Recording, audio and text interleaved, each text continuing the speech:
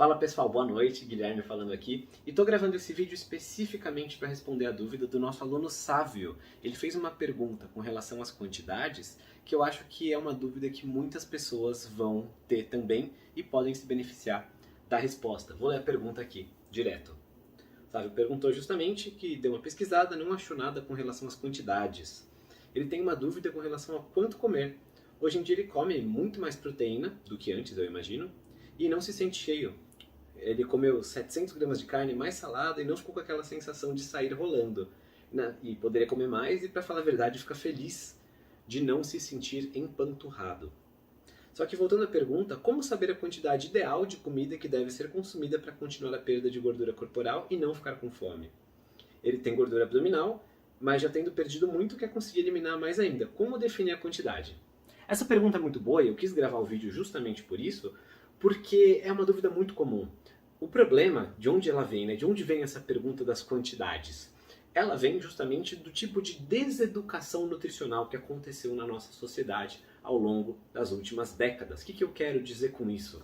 A gente acreditou no modelo das calorias e tal, e elas existem, e esse modelo é útil, tá? Para algumas situações e circunstâncias específicas, mas não quer dizer que a gente precisa se preocupar com tudo isso o tempo todo. Assim como a gente sabe que a gravidade existe, que se soltar uma maçã ela vai cair no chão, eu não preciso ficar fazendo as contas para saber que isso vai acontecer. Não preciso entender, fazer um PhD em física para calcular todas as equações disso para saber o que vai acontecer com essa maçã quando eu soltar. Então, essa primeira parte é para lembrar que as calorias importam, as quantidades importam sim, só que a gente não vai direcionar o nosso foco para essas coisas. Porque ao direcionar o foco para isso, a gente acaba perdendo de vista as coisas importantes, como por exemplo os feedbacks e sinais que o nosso corpo dá pra gente. O que eu quero dizer com isso?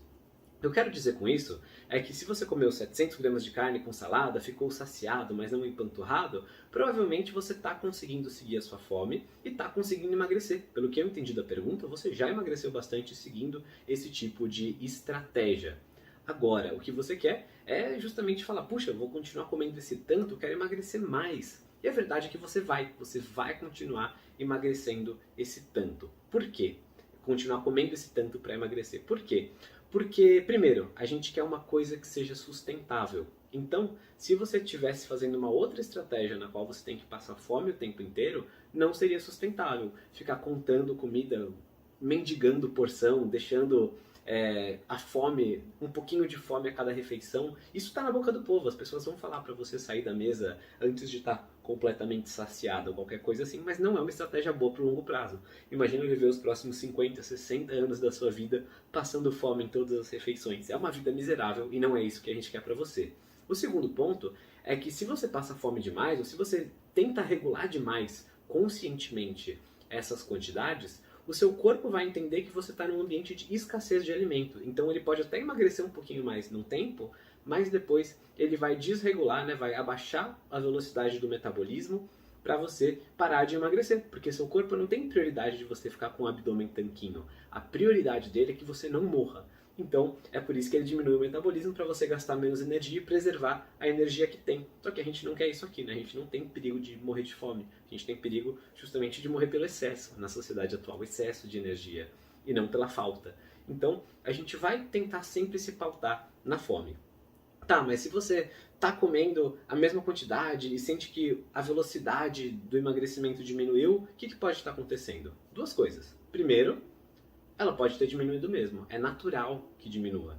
Se você, uma pessoa que tem 40 quilos para perder, é natural que ela leve menos tempo para perder 10 quilos desses 40 do que uma pessoa que tem 10 quilos para perder os mesmos 10 quilos.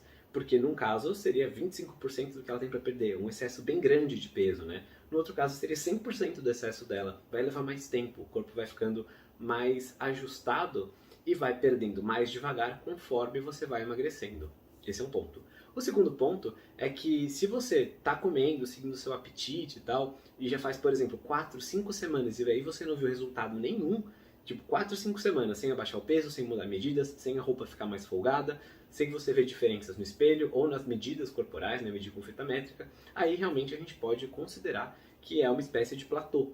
E tudo bem, porque daí a gente faz outros ajustes, a gente não vai passar fome, a gente vai mudar a escolha de alimentos. Então, talvez, se você estava comendo bastante queijo ou castanhas, por exemplo, a gente vai reduzir um pouquinho isso, porque são alimentos mais densos em energia e com menos saciedade. A gente não vai reduzir carne, não vai reduzir legumes, não precisa mexer nisso, nessas coisas que são a base da nossa dieta. Não vai reduzir os ovos, a gente vai reduzir as coisas mais calóricas. Às vezes uma receita de doce que você está comendo 2, 3, 4 vezes por semana, diminuir para uma, esse tipo de coisa já ajuda a quebrar o platô.